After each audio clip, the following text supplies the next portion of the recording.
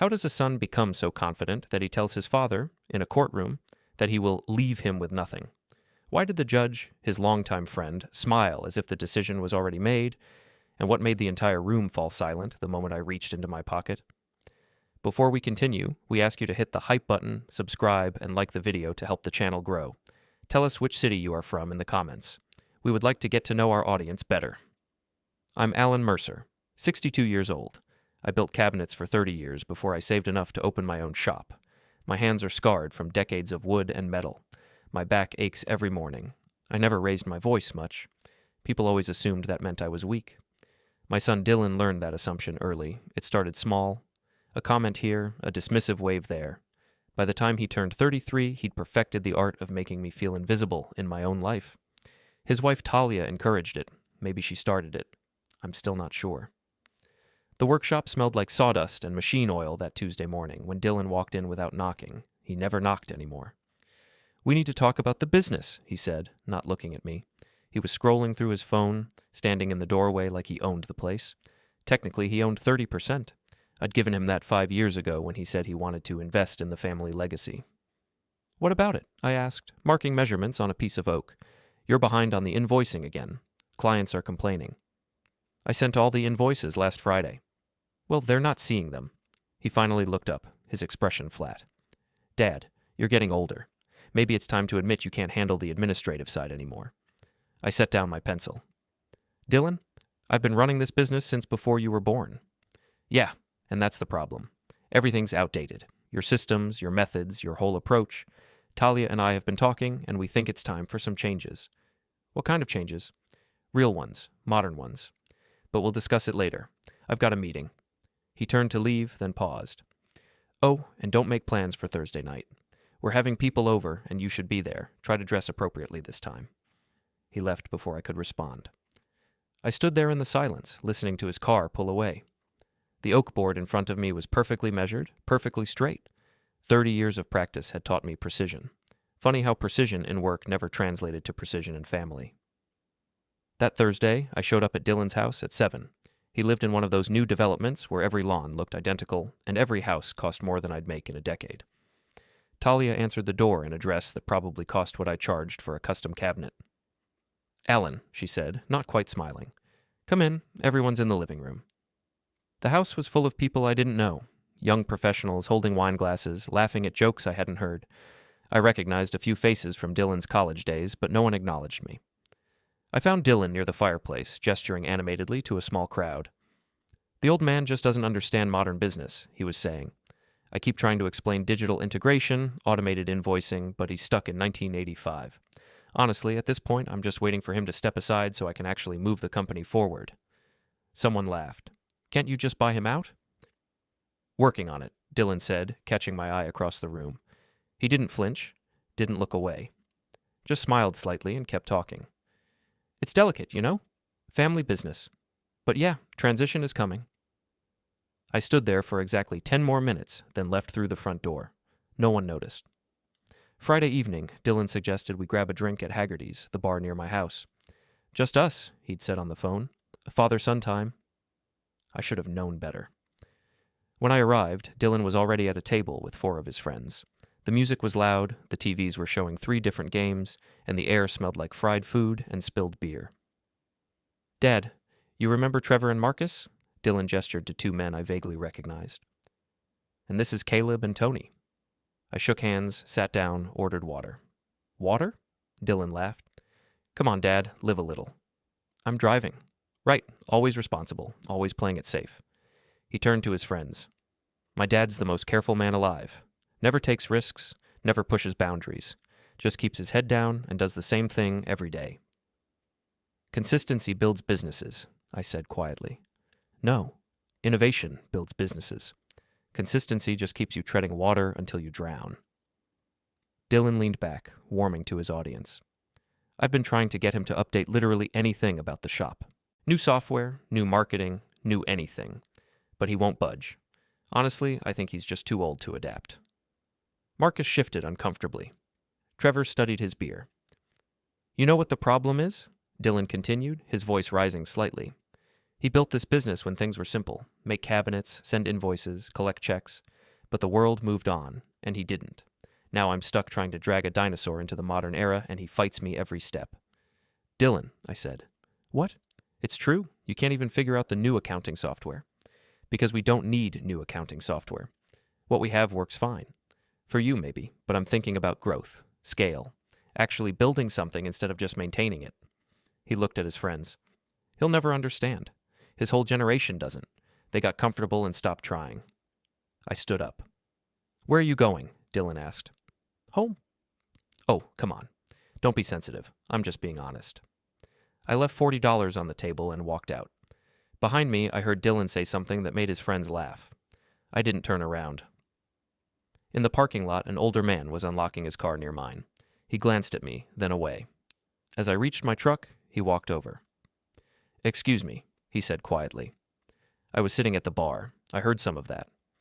It's fine, I said. No, it's not. He pulled a napkin from his pocket, wrote something quickly, and handed it to me. I don't know your situation, but I know ambition when I see it. And I know when someone's planning something. If I were you, I'd keep an eye on your son's plans. He walked away before I could respond. I unfolded the napkin under the parking lot light. Document everything, trust no one, protect what's yours. Saturday morning, I sat at my kitchen table with coffee growing cold in front of me. The house was quiet. It had been quiet for 3 years since my wife passed. Dylan had come to the funeral, stayed for an hour, and left because Talia had a charity event. I should have seen it then. The signs were always there, like rings in a tree trunk. You just had to look. I remembered the day I'd signed the partnership papers 5 years back. Dylan had just turned 28. He'd come to me with a business plan, a PowerPoint presentation, and Talia by his side. They wanted to invest in the family future, wanted to take the business to the next level. I'd believed him. I'd signed papers giving him 30% ownership and a seat on the board, though it was just him and me, so board was a generous word.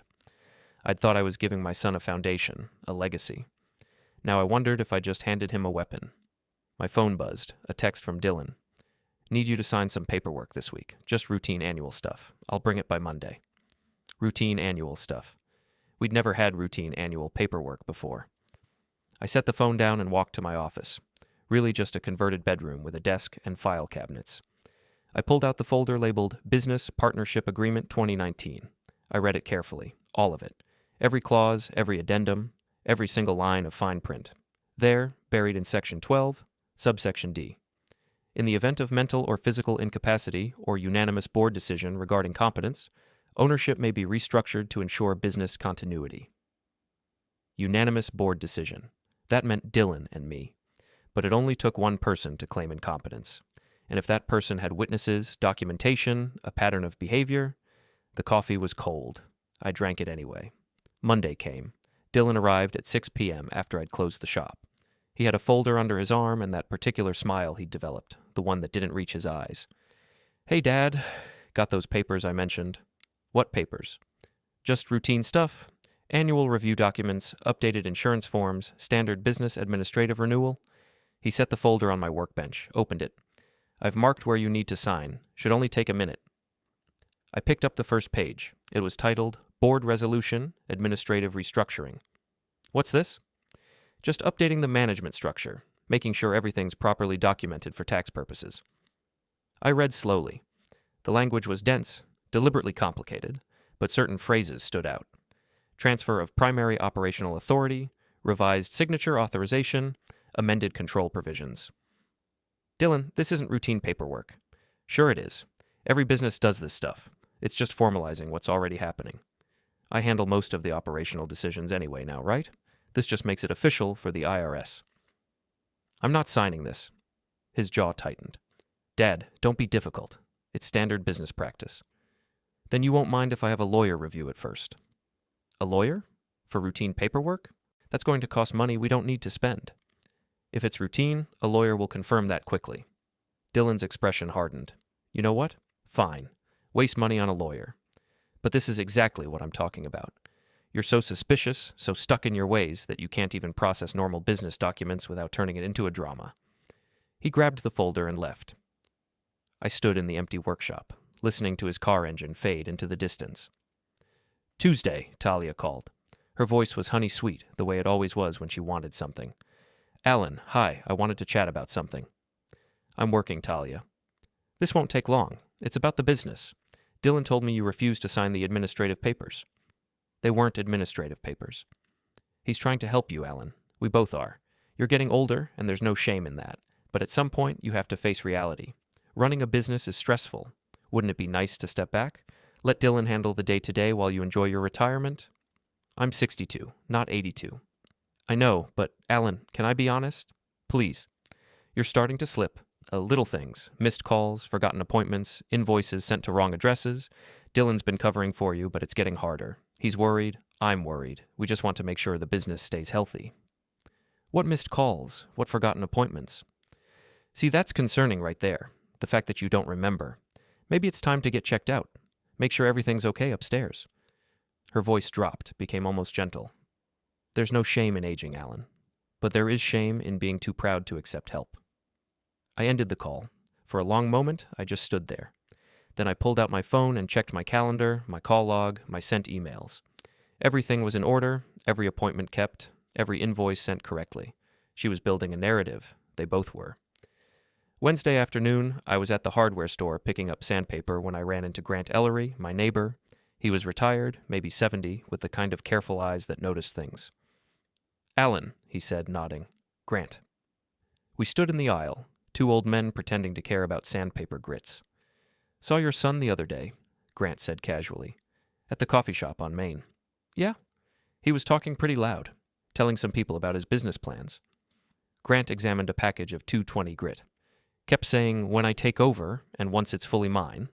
Thought that was interesting, considering it's your business. I looked at him. Just thought you should know, Grant said. Overheard things. He seemed very confident about the timeline. What timeline? Didn't say exactly, just soon. Kept saying soon.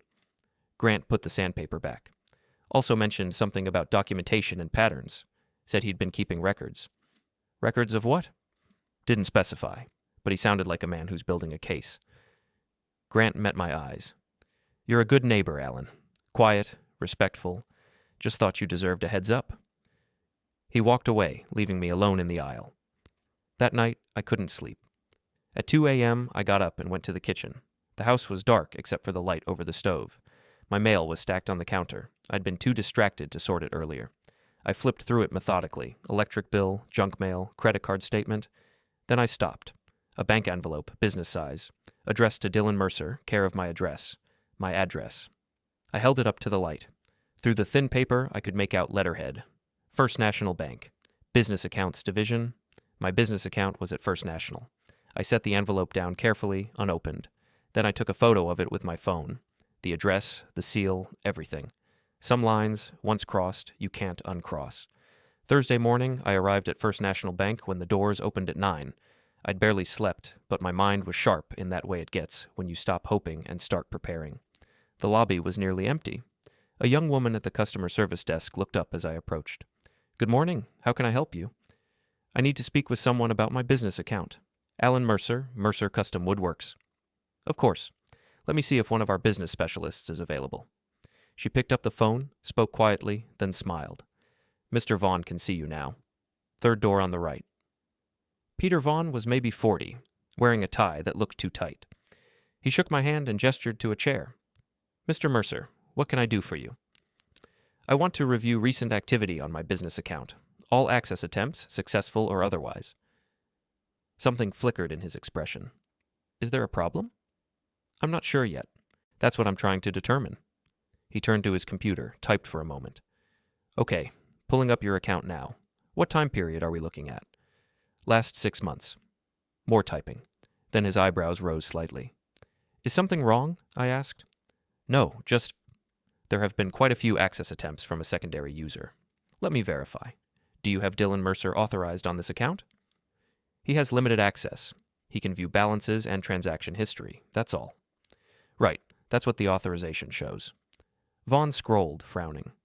But there have been multiple attempts to expand those permissions. Attempts to add wire transfer authority, check writing privileges, full account control. My chest tightened. When? First attempt was 4 months ago, then again 3 months ago. Most recently 2 weeks ago. He looked up. All attempts were denied automatically because they require in-person authorization from the primary account holder. That's you. Did anyone notify me of these attempts? You should have received automated emails each time. I didn't. Vaughn's frown deepened. What email address do we have on file? I told him. He checked, and his expression shifted. That's strange. The email address was changed 6 weeks ago to, let me see, dmercer2014@mailcloud.com. The change request came through our online portal using your login credentials. I didn't change it. Are you certain? Sometimes clients update information and forget. I'm certain. A pause. Then Vaughn said carefully, Mr. Mercer, I need to ask, is it possible someone has access to your login information? Apparently. I see. He started typing quickly. I'm going to flag your account for security review right now. I'm also going to reset all online access and issue you new credentials. In the meantime, I recommend you review all recent transactions carefully. He printed several pages and handed them to me. I scanned them quickly. Nothing obviously wrong. No missing money, no unauthorized withdrawals. Just the pattern of someone testing boundaries, seeing what they could access. Building a case. Is there anything else I should know? I asked. Vaughn hesitated. Mr. Mercer, I'm going to be frank. In my experience, when we see this pattern, repeated access attempts, email changes, credential testing, it usually means someone's preparing for something. I can't tell you what, but I strongly suggest you consult with a legal professional. I folded the papers and stood. Thank you for your honesty. One more thing. He pulled out a business card, wrote a number on the back. This is our fraud department direct line. If anything else seems off, call them immediately. Don't wait. I left the bank with the papers in my jacket pocket, feeling their weight like evidence.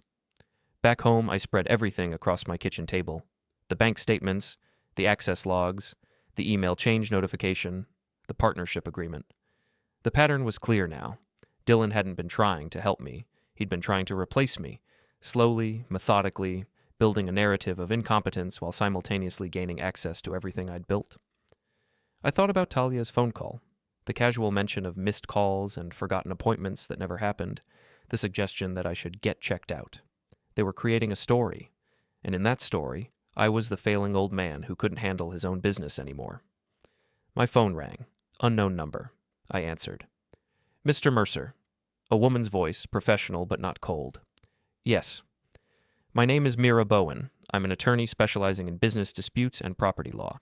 A mutual acquaintance suggested I give you a call. What acquaintance? He preferred to remain anonymous, but he mentioned you might be facing some family business complications.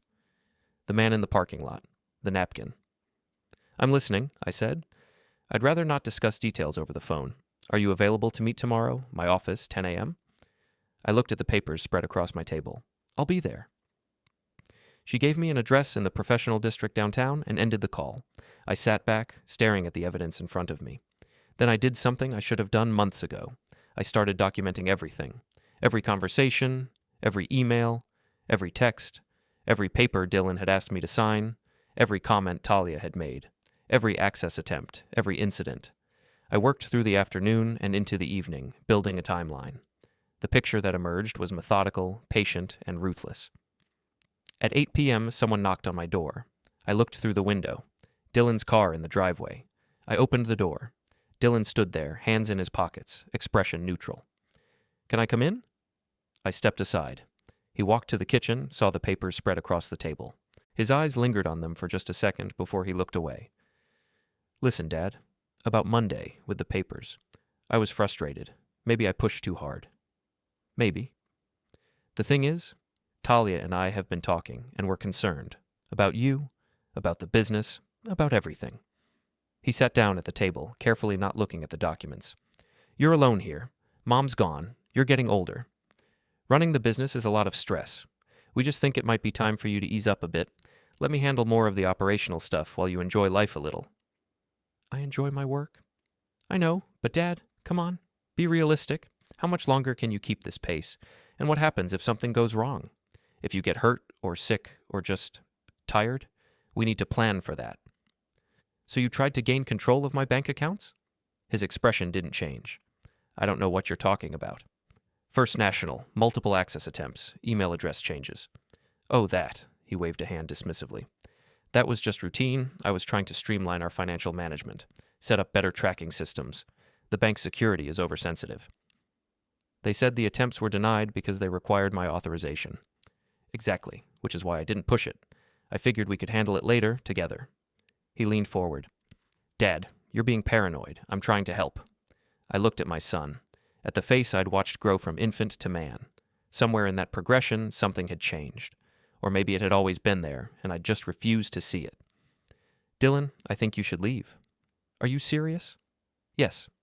He stood slowly. Fine, but you're making a mistake. A big one.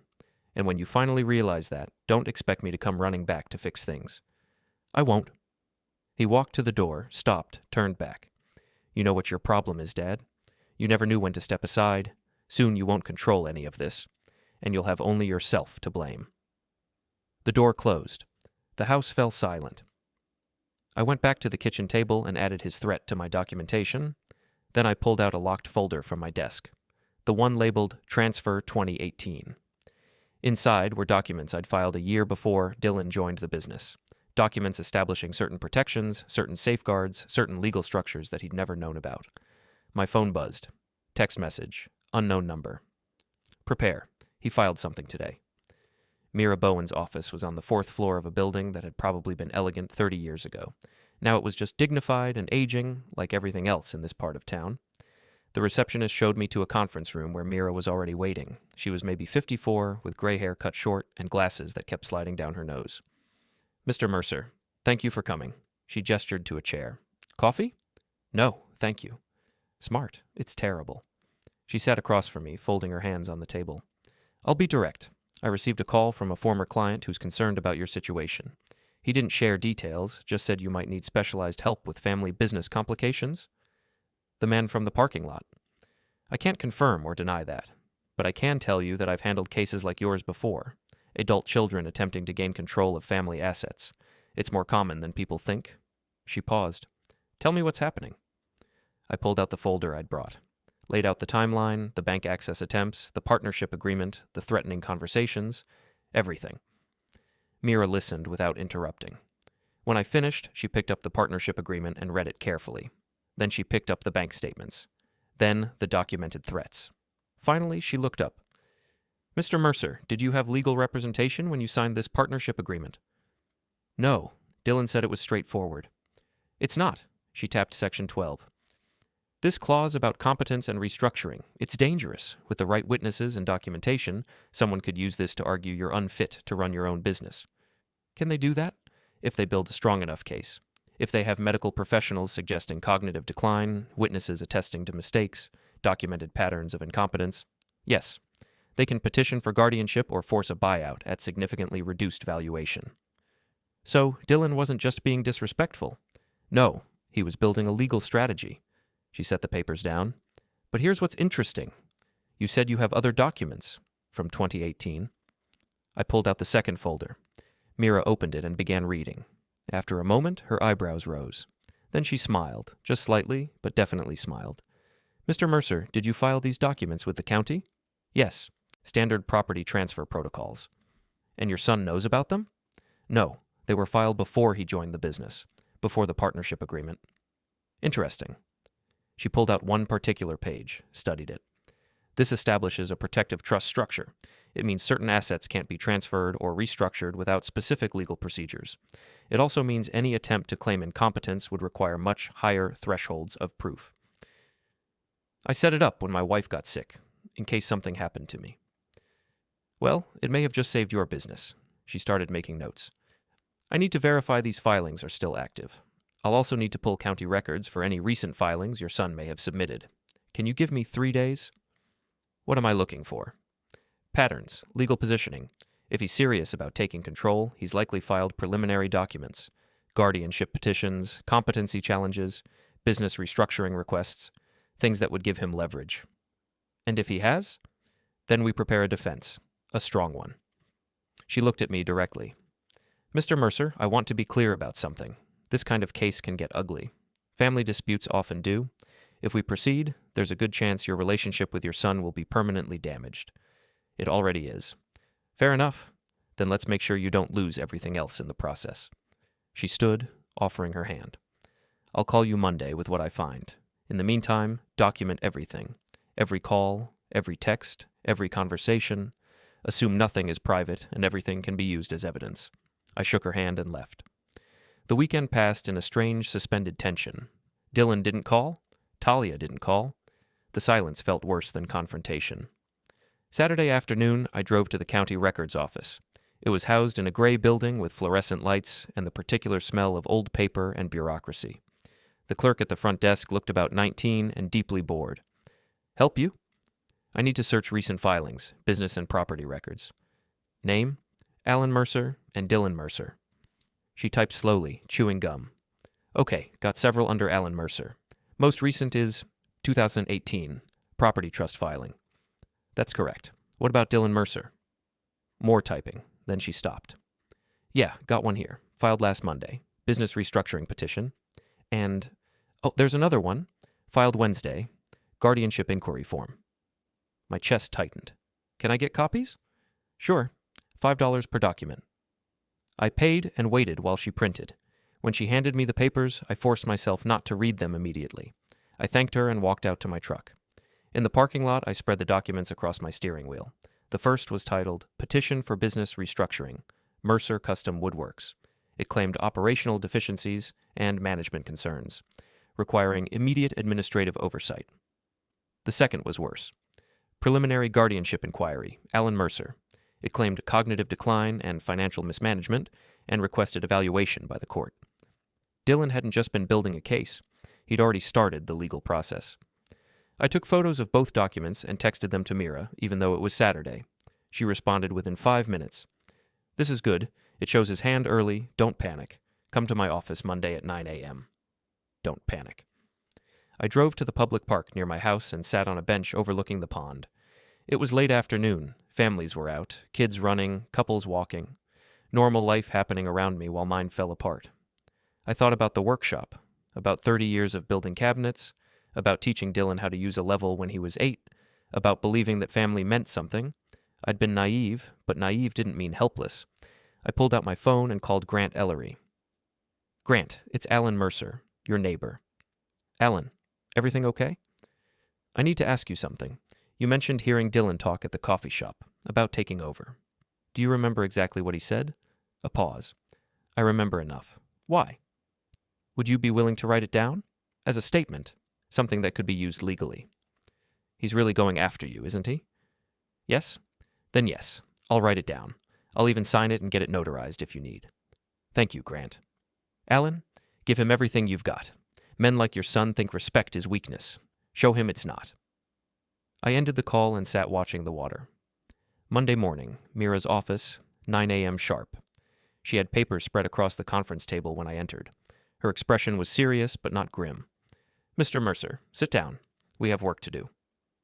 I sat. I pulled everything your son filed, the restructuring petition, the guardianship inquiry. I also found something interesting in the county property records. She pushed a paper toward me.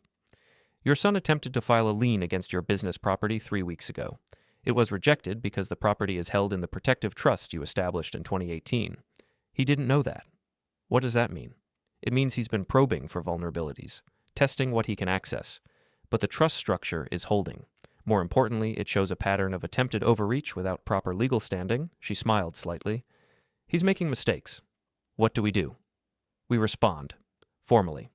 We file a counter-petition challenging his standing to request any restructuring. We submit documentation proving business competence. We present evidence of his attempted unauthorized access to financial accounts. When? Now. Today. We're filing by end of business. She looked at me seriously. But there's something else. The guardianship inquiry triggered an automatic process. There's going to be a hearing, probably within 2 weeks. A hearing? Standard procedure. Your son will present his case. We'll present ours. A judge will decide. What judge? Mira checked her notes. Harold Conroy. He's semi-retired, handles mostly family court and civil disputes now. She spent the next 3 hours walking me through everything. What to expect. What to say. How to present documentation. How to remain calm. By noon, we'd filed our response. By 2 p.m., we'd submitted supporting evidence. By 4 p.m., we'd served notice to Dylan's attorney. Now we wait, Mira said. How long? Hearing date should be set within 48 hours, then probably 7 to 10 days until the actual hearing. She walked me to the door. Mr. Mercer, one more thing. When you're in that courtroom, remember, truth isn't enough. Presentation matters. Stay calm, stay factual. Let the evidence speak. I drove home in the late afternoon light. My phone buzzed constantly. Dylan calling, Talia calling, messages I didn't answer. That night, at 11 p.m., I got an email notification. Hearing scheduled, Thursday, December 12th, 9:00 a.m. Judge Harold Conroy presiding, County Courthouse, Hearing Room B. 4 days. I forwarded it to Mira and went to bed. This time, I slept. Tuesday morning, Grant Ellery knocked on my door at 8 a.m. He handed me an envelope. Wrote everything down. Dates, times, exact quotes as I remember them. Got it notarized yesterday. He paused. I also included observations from other occasions. Times I saw Dylan at your workshop, heard him on the phone in his driveway. I opened the envelope. 3 typed pages, single-spaced, dated and signed with a notary seal. Grant, it's the truth. And the truth is, your son's been planning this for months. He nodded toward his house. I'm retired. Got nothing but time. If you need me to testify at that hearing, I will. Thank you. Don't thank me. Just win. He left. I read his statement carefully.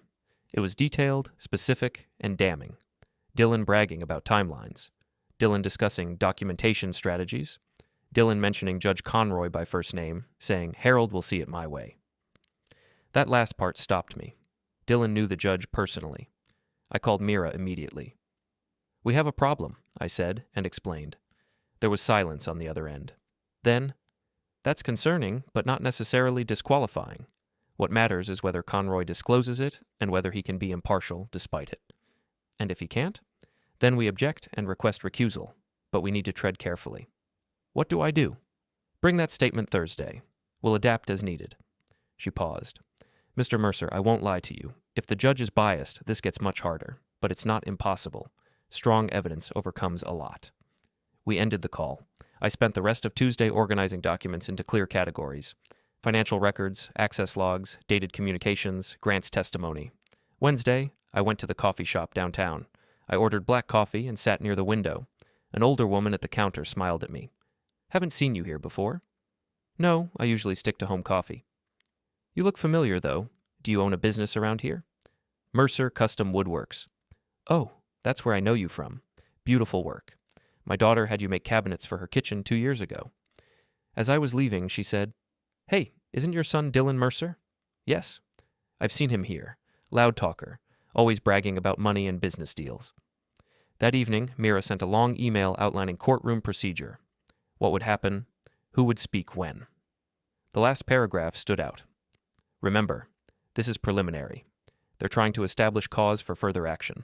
Our goal is to shut it down completely. No second hearing. We end it Thursday. At midnight, I gave up trying to sleep and went to the workshop. I turned on the lights and picked up a piece of walnut. I began planning a simple jewelry box. I worked until 3 a.m. My hands were steady. My mind was clear. Whatever happened Thursday, I was ready. Thursday morning, 6 a.m. I showered, shaved, dressed in my one good suit. Navy blue, bought for my wife's funeral. I made coffee, couldn't drink it. At 7, Mira called. Morning, how are you feeling? Ready. Good. Meet me at the courthouse at 8:30. I gathered my documents, 3 folders, clearly labeled. At 8 a.m., I left for the courthouse. The building was old stone and glass. I found parking in the public lot and walked to the entrance. Security was thorough. I passed through metal detectors and followed signs to the 3rd floor. Mira was waiting outside Hearing Room B. She wore a dark gray suit. Let's walk through this one more time, she said. For 20 minutes, she reviewed. Questions I might face, how to answer, how to stay calm. And if Dylan tries to provoke you? I stay quiet. I let you respond. Exactly. She checked her watch. It's 8:50. We go in at 9. We walked to the hearing room doors. At exactly 9 a.m., the door opened. A bailiff appeared. Hearing 2024, CV 8847. All parties please enter. We walked inside. The room was smaller than I'd expected. Wood paneling, high windows, a judge's bench at the front. Dylan was already seated at the left table with his attorney. Talia sat behind him. They both turned as I entered. Dylan smiled, not a warm smile. The smile of someone who's already won. Mira and I took our seats. She arranged folders methodically. I sat quietly, hands folded. A side door opened. Judge Harold Conroy entered. He was 66, maybe. White hair, distinguished bearing. He wore black robes and carried himself with casual authority. "All rise," the bailiff said. We stood. Judge Conroy took his seat and surveyed the room. His eyes lingered on Dillon for just a moment. Recognition, familiarity. Then his gaze moved to me, neutral. "Be seated," he said. "This is a preliminary hearing regarding Case 2024 CV8847, Guardianship Inquiry and Business Restructuring Petition filed by Dillon Mercer regarding Allan Mercer and Mercer Custom Woodworks." He looked at Dillon's attorney. "Mr. Vasquez, you may proceed." Raymond Vasquez stood. He was maybe 50, impeccably dressed with smooth confidence. "Thank you, Your Honor. We're here today because of a difficult but necessary situation. My client, Dillon Mercer, has watched his father's cognitive abilities decline over the past year. Mr. Allan Mercer has demonstrated repeated instances of poor judgment, financial mismanagement, and operational incompetence." I felt Mira's hand touch my arm briefly. "Stay calm." "We have documented evidence," Vasquez continued, "of missed appointments, incorrect invoicing, confused communications, and increasingly erratic decision-making. Mr. Dillon Mercer has attempted to help his father, but Mr. Allan Mercer has become suspicious, paranoid, and resistant to reasonable assistance." He walked to his table, picked up a folder. "We have witness statements. We have examples of business decisions that make no financial sense. We have records of his inability to adapt to modern business practices, and we have a pattern that clearly indicates a man who can no longer safely manage his own affairs." Vasquez sat down. Judge Conroy looked at Mira. "Ms. Bowen," Mira stood. Her voice was calm, clear. "Your Honor, what we have here is not a case of cognitive decline. What we have is a calculated attempt by an adult child to seize control of his father's business through manufactured evidence and legal manipulation." She walked forward. "Mr. Allan Mercer is 62 years old. He has run a successful business for over 30 years. His financial records are impeccable. His clients are satisfied. His operations are sound. There is no cognitive decline. There is only a son who wants what his father built." "That's a serious accusation, Ms. Bowen," Judge Conroy said. "It's a serious situation, Your Honor, and we have evidence to support it." "Then present it." Mira opened her first folder. "Your Honor, I'd like to submit Exhibit A bank records from First National showing multiple unauthorized access attempts by Dillon Mercer to his father's business accounts, attempts to expand permissions without authorization, attempts to change contact information, all denied by the bank's security protocols." She handed the papers to the bailiff, who passed them to the judge. "Exhibit B email records showing the unauthorized change of Mr. Allan Mercer's email address on his business account, changed to an address controlled by Dillon Mercer." More papers passed forward. "Exhibit C. County records showing Dillon Mercer's attempt to file a lien against business property he doesn't own and has no legal claim to." Judge Conroy was reading now, his expression shifting from casual to focused. "Exhibit D. A sworn notarized statement from Grant Ellery, a neighbor who overheard Dillon Mercer discussing his plans to take over the business, including specific timelines and legal strategies." Mira paused, letting that sink in. "Your Honor, these are not the actions of a concerned son. These are the actions of someone executing a plan to seize assets." Vasquez stood. "Your Honor, my client was simply trying to help streamline business operations. The access attempts were legitimate efforts to assist with financial management." "Without his father's knowledge or consent?" Mira asked. "His father was becoming increasingly difficult to work with." "Or his father recognized what was happening and resisted." Judge Conroy held up a hand. "Ms. Bowen, you mentioned a protective trust. Explain." "Yes, Your Honor. In 2018, before Dillon Mercer joined the business, Allan Mercer established a protective trust structure for his business assets. This was done during his wife's illness as a precaution. The trust remains active and places significant restrictions on any transfer or restructuring of ownership." She pulled out another document.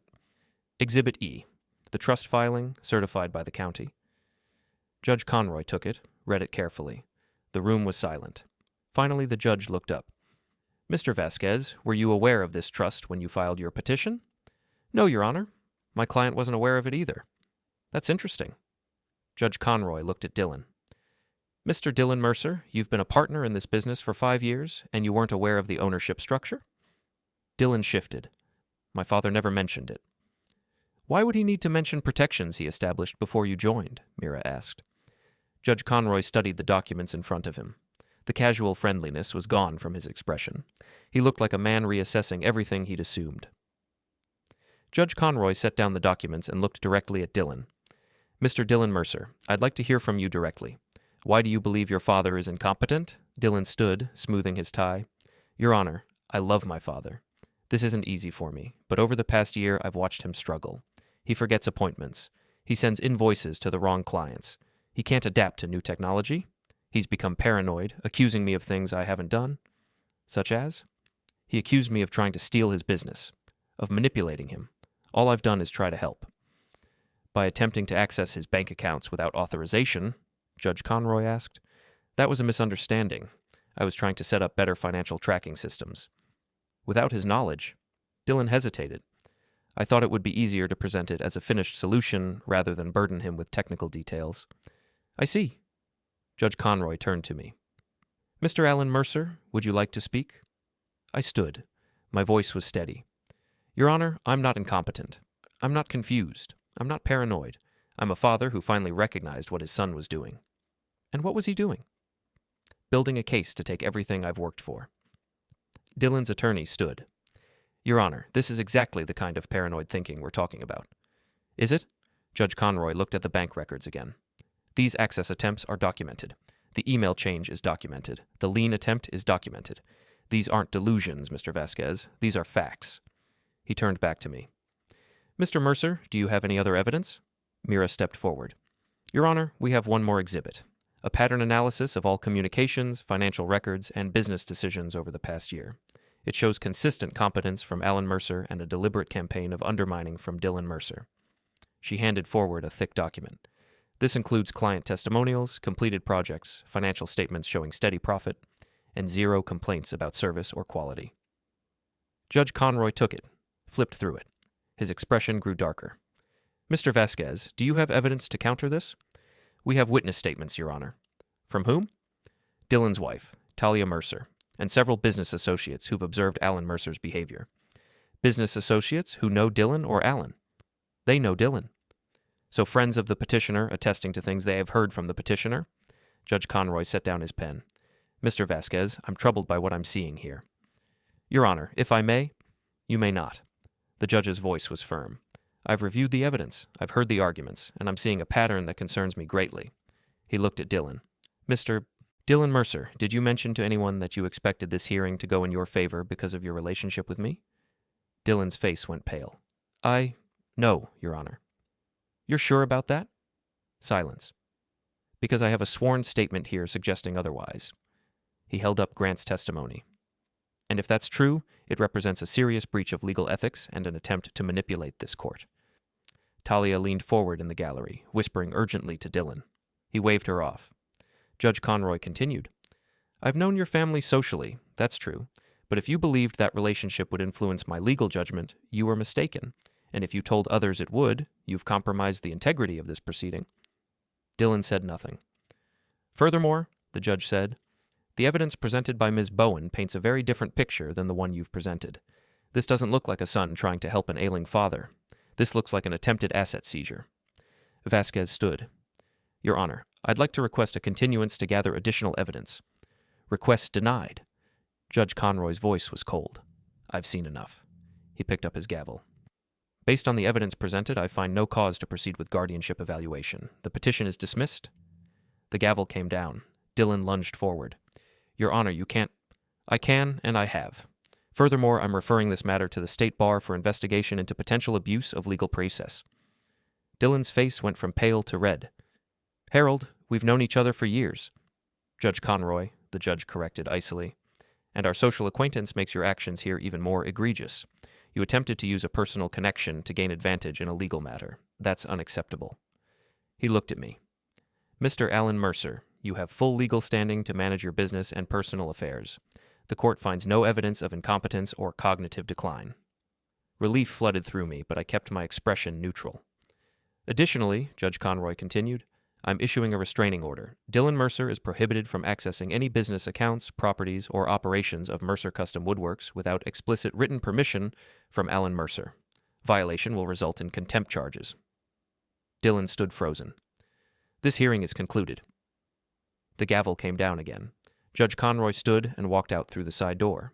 For a moment, no one moved. Then Dillon turned to me, his face contorted. "You just destroyed everything." I looked at him calmly. "No, I protected what I built. That business was supposed to be mine. It was never yours. It was something I offered to share. You tried to take it." Talia rushed forward. "Allan, please. We can work this out. We're family." "Family doesn't do what you did." Dillon stepped closer, his voice dropping to a harsh whisper. "You think you've won? This isn't over. I'll find another way." Mira moved between us. "Mr. Allan Mercer, you should speak with your attorney before you say anything else. Threatening behavior in a courthouse is not advisable." Security had noticed the tension. 2 officers moved closer. Dillon saw them, backed off. But his eyes stayed on me, filled with something I'd never seen before. Pure hatred. He turned and walked out. Talia followed, throwing one last desperate look over her shoulder. The courtroom emptied slowly. I stood there, Mira beside me, feeling the weight lift from my shoulders. Outside the courthouse, the December air was cold and clear. I stood on the steps, breathing it in, feeling like I could breathe properly for the first time in months. Mira came out behind me, carrying her briefcase. "Well done," she said. "You stayed calm, you let the evidence speak. Thank you for everything. You did the hard part. You documented. You prepared. You recognized what was happening before it was too late." She adjusted her glasses. "Many people don't. They want to believe the best of family, even when the evidence says otherwise." "What happens now?" "The restraining order is in effect immediately. Dillon can't access anything related to your business. If he tries, call the police." She pulled out a business card. "This is my direct number. If he contacts you, if he threatens you, if anything feels wrong, call me." I took the card. "Will there be more hearings?" "Not unless he appeals, which would be difficult given the judge's findings. The bar investigation is separate. That's between Dillon, his attorney, and the state legal board."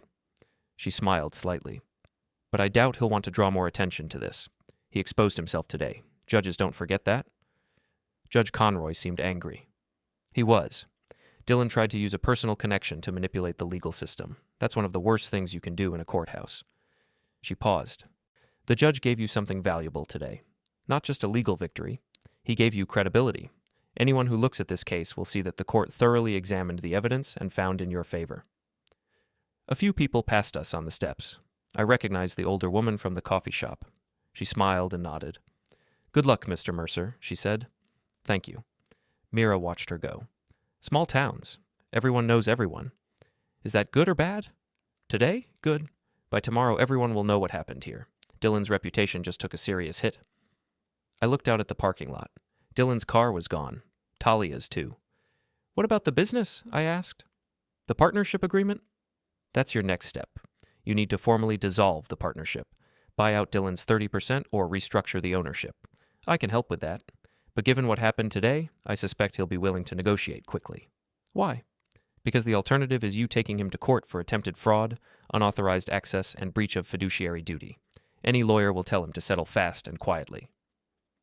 The thought of negotiating with Dillon made my stomach tight, but it was necessary.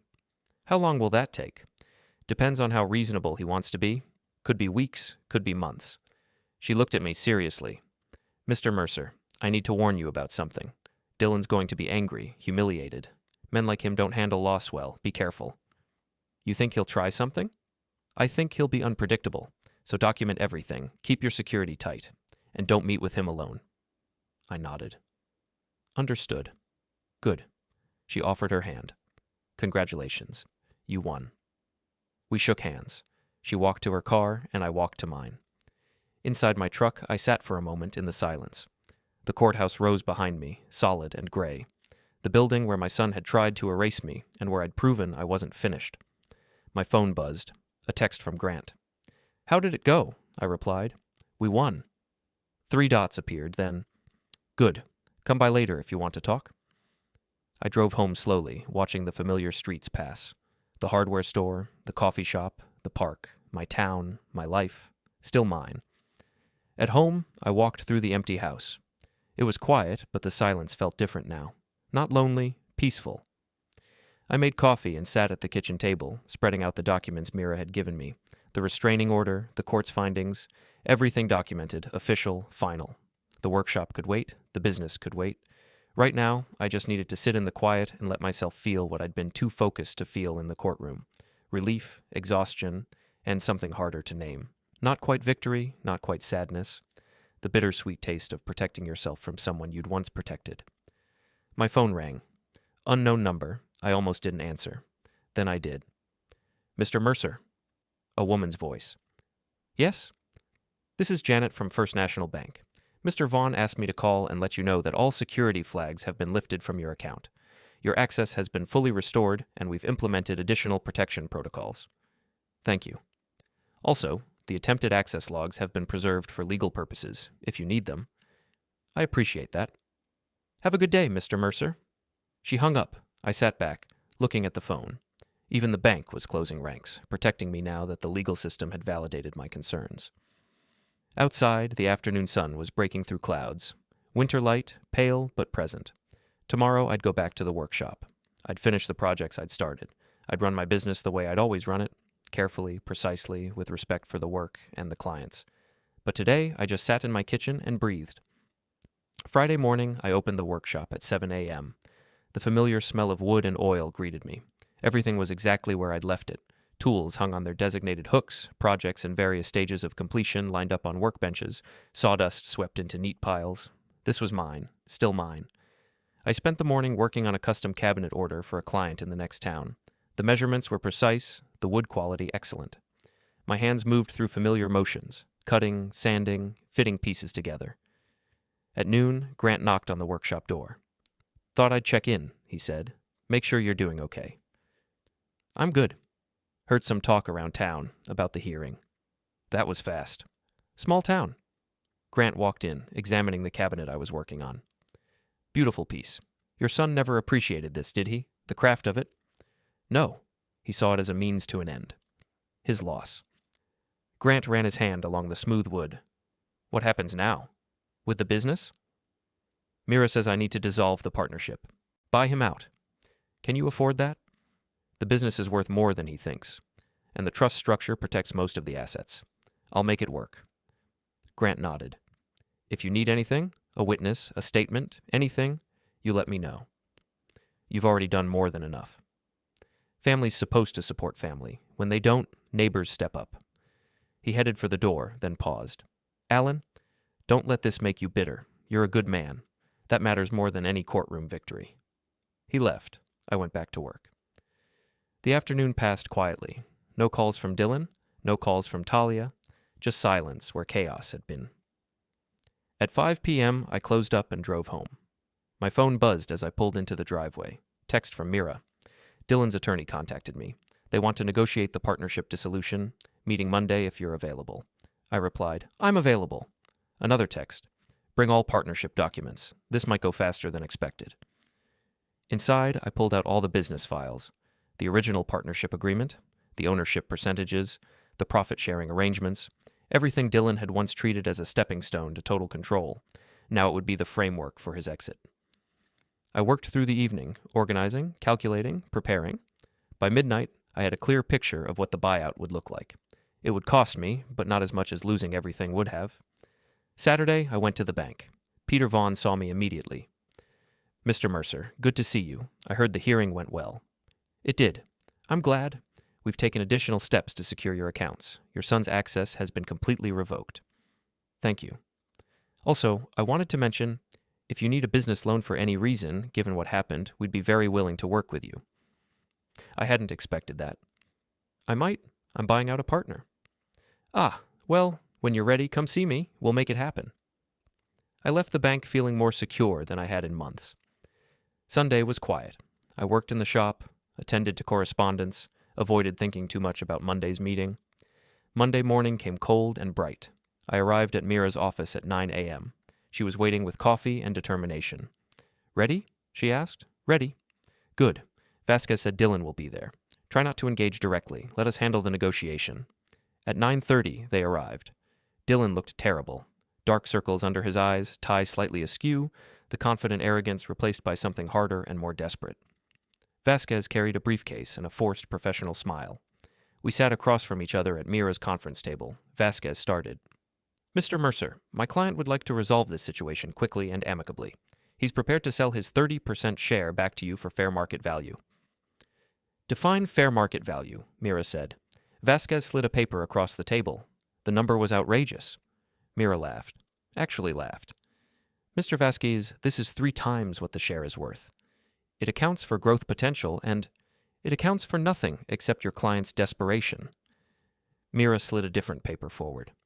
This is our offer, based on actual business valuation, profit margins, and current market conditions. The number was fair, lower than what Dillon wanted, but accurate. Dillon's face flushed. That's insulting. That's business, Mira said calmly. You attempted to seize assets illegally. You're lucky we're offering anything at all. I built that business as much as he did. You worked there for 5 years. Your father built it for 30. Mira's voice was ice. And you tried to steal it. So let's drop the pretense that you deserve some premium payout. Dillon looked at me. Dad, please, be reasonable. I met his eyes. This is me being reasonable. I'm your son. You stopped being my son when you filed that guardianship petition. The words hung in the air. Dillon's expression crumbled just for a second. Then the anger returned. Fine. I'll take the offer. But I want it in cash. Immediately. Not possible, Mira said. Standard business buyout terms.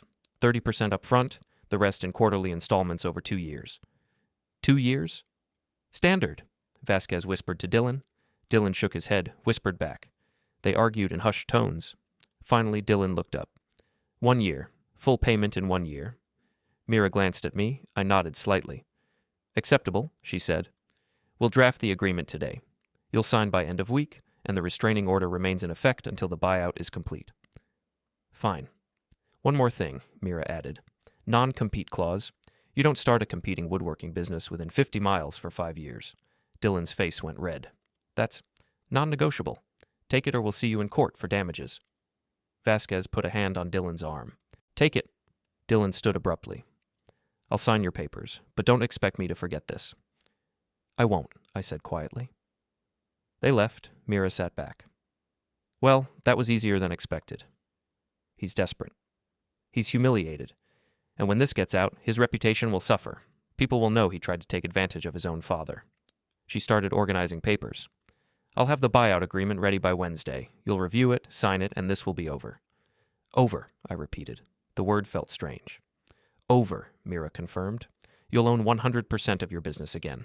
He'll be out of your life. I stood, shook her hand, and left. Thursday morning. The courthouse again. I arrived at 8:45, 15 minutes early for the 9 a.m. hearing.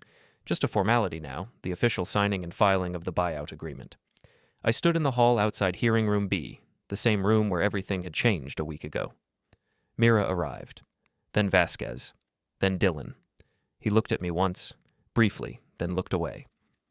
We entered the courtroom. Different judge this time. A woman named Patterson. She reviewed the paperwork quickly, efficiently. This buyout agreement dissolves the partnership between Allan Mercer and Dillon Mercer regarding Mercer Custom Woodworks. Mr. Dillon Mercer receives compensation as specified. Mr. Allan Mercer assumes full ownership. Both parties agree. Any objections? No, Your Honor, Vasquez said. No, Your Honor, Mira said. Then sign. Papers were pushed forward. Dillon signed first, his hand shaking slightly, then me. My signature was steady. Filed and executed, Judge Patterson said. You're dismissed. We stood. Dillon and Vasquez walked toward the exit.